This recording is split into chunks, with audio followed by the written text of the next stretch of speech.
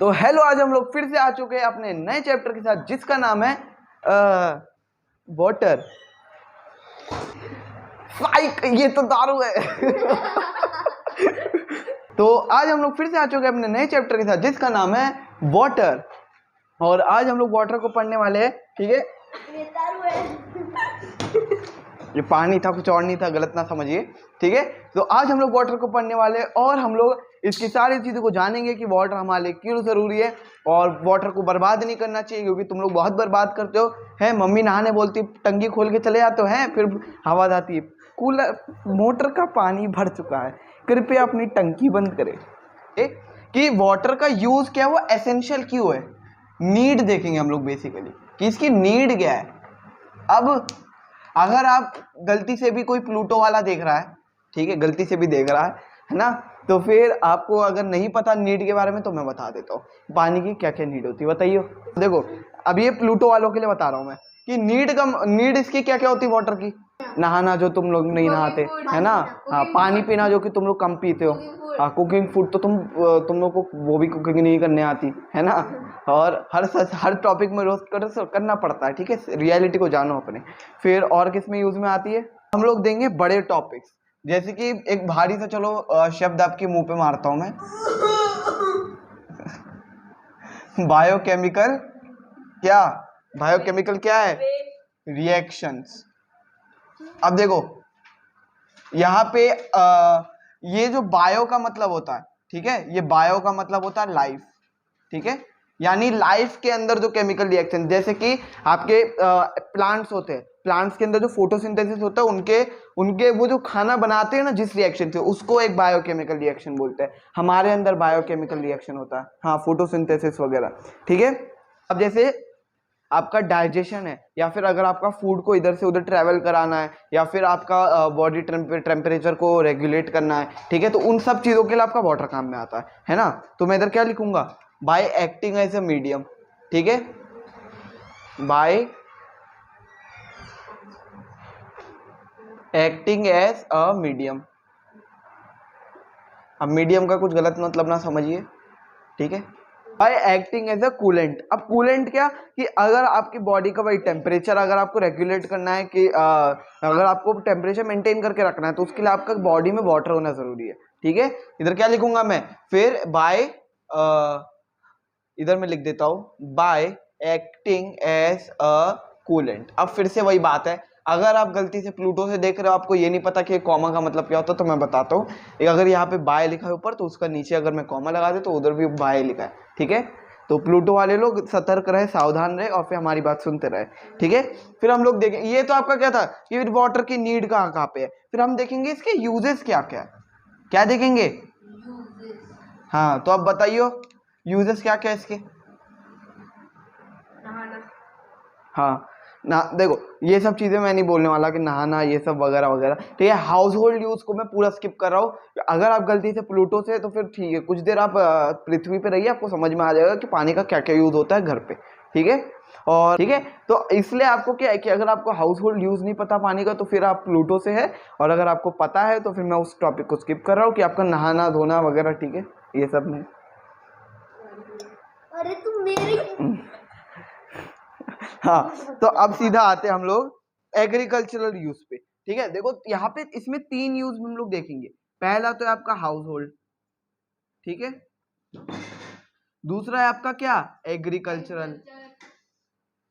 तीसरा क्या है, इंडस्ट्रियल।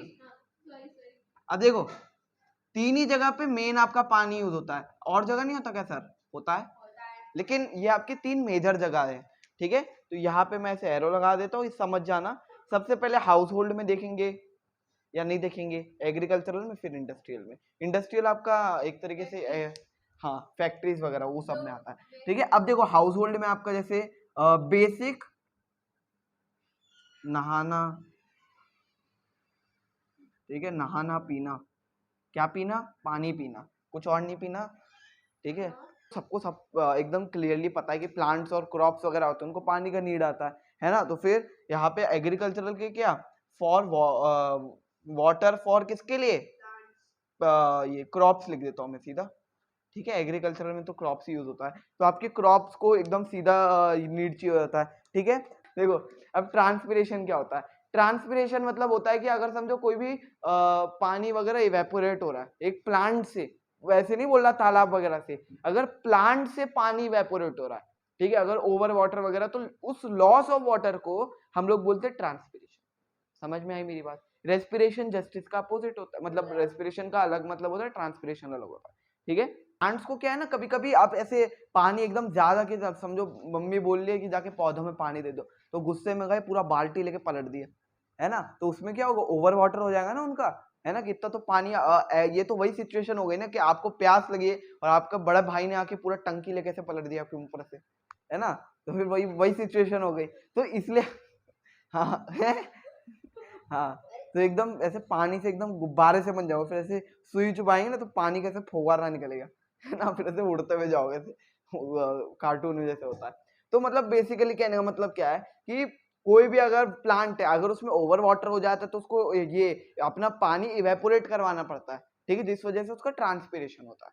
ठीक है, फिर आपका ये आपका डिपेंड करता है आपका वाटर रिक्वायरमेंट की, कितनी वाटर रिक्वायरमेंट रहती है। अब ये जो फार्मर वगैरह रहते हैं ना, उनको आइडिया रहता है कि समझो अगर सेब का उसका कोई वेजिटेबल क्रॉप है, समझ लो प्याज का क्रॉप है ना, या फिर वीट है या फिर राइस है, इनके लिए कितना पानी लगता है उनको पता रहता है ये बारे में। ठीक है, कितना रिक्वायरमेंट रहती है, तुम लोग के जैसे नहीं कि तो जाए सीधा और जाके पूरा एक एक बिस्लेरी की बोतल डाल दी, है ना वो वैसा नहीं चलता।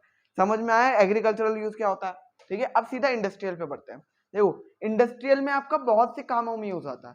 ठीक है, और एक तरीके से आपका इंडस्ट्रियल यूज की अगर मैं बात करूं तो ये आपका वाटर पल्यूट करने में भी यही काम आता है। ठीक है, वाटर को पल्यूट भी यही करता है। देखो ये यहाँ पे एक मैं टर्म यूज कर रहा हूँ जो शायद तुम लोग के ना समझ में आए।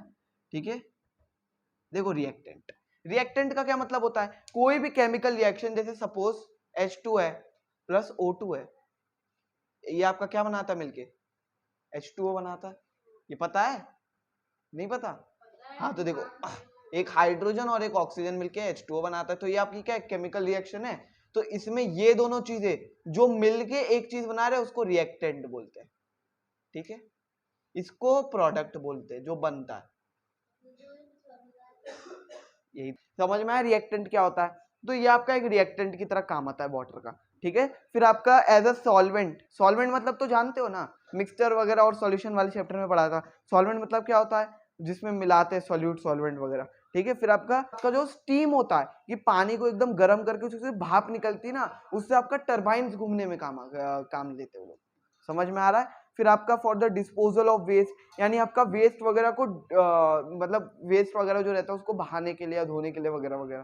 ठीक है, फिर ऐसा कूलेंट, वही अब आपका क्या है इधर, एक आपका कूलेंट में काम आता है। कूलेंट मतलब जो, अब जैसे फैक्ट्री में अगर कोई काम कर रहा है तो फैक्ट्री में एकदम मशीन एकदम गर्म सी हो जाती है ना, उसको ठंडा करने में, है ना। फिर आपका इलेक्ट्रिसिटी जनरेट करने में, इलेक्ट्रिसिटी जनरेट, अब ये मत बोलना सर आपने स्पेलिंग गलत की, अरे भावनाओं पे जाओ, बातों पे जाओ, ठीक है, स्पेलिंग पे ना जाओ। अब हम लोग पढ़ने वाले किस बारे में, interchangeability of states of matter. ठीक है, फिर इवेपोरेशन और कंडेंसेशन। अब बहुत से लोग बोलेंगे हाय रब्बा ये क्या शब्द है ना, इंटरचेंजेबिलिटी।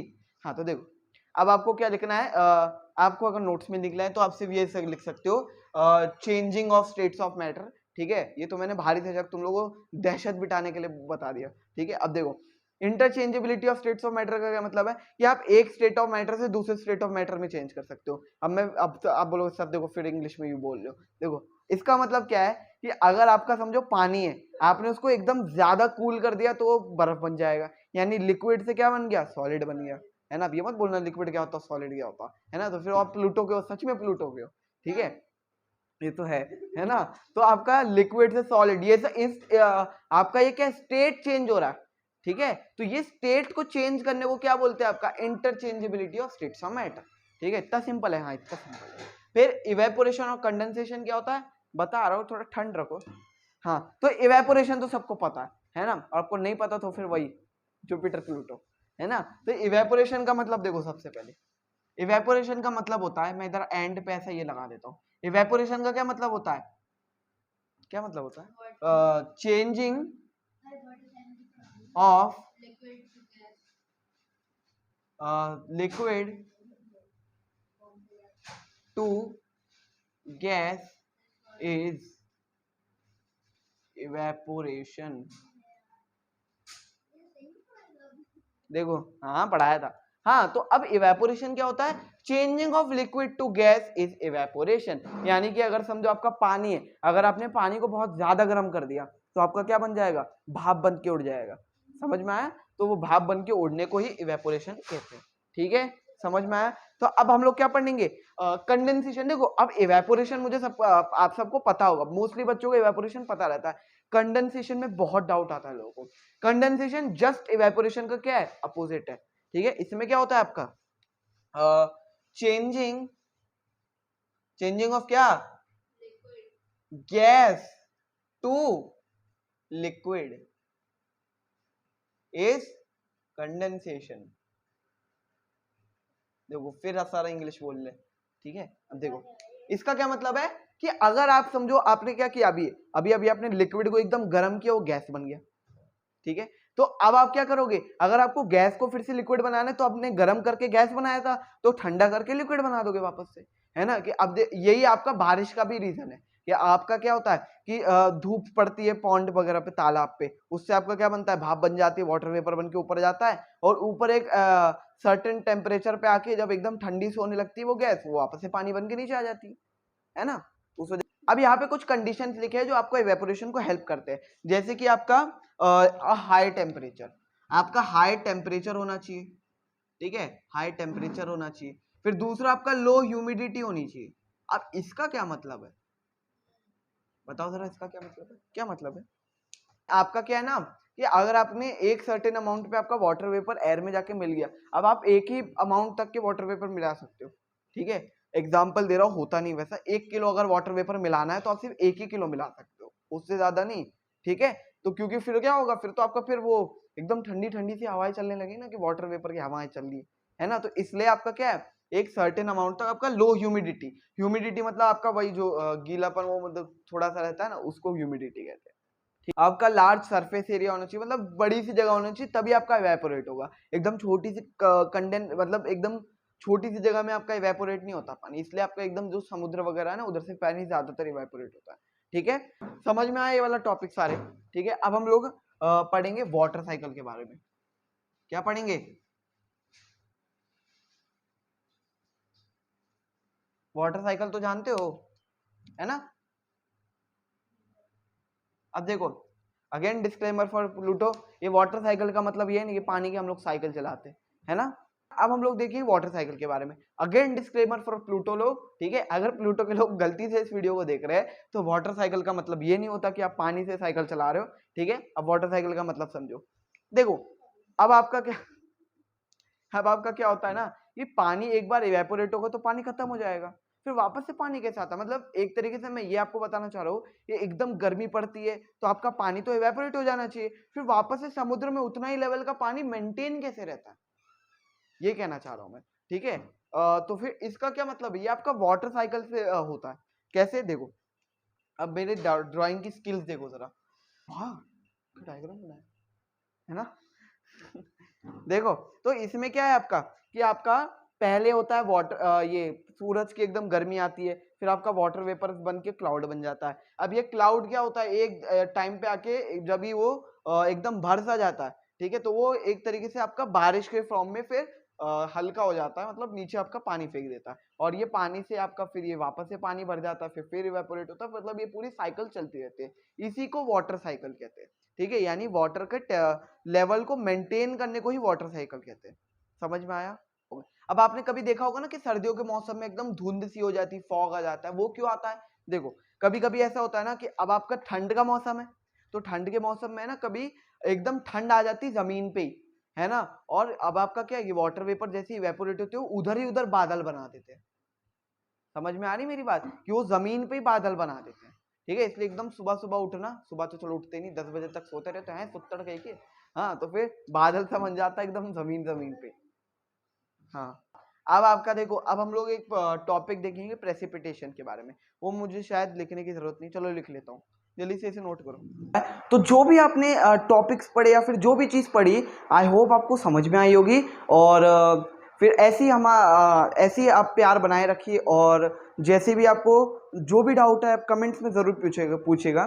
तो stay amazing, be amazing and goodbye from a man amazing.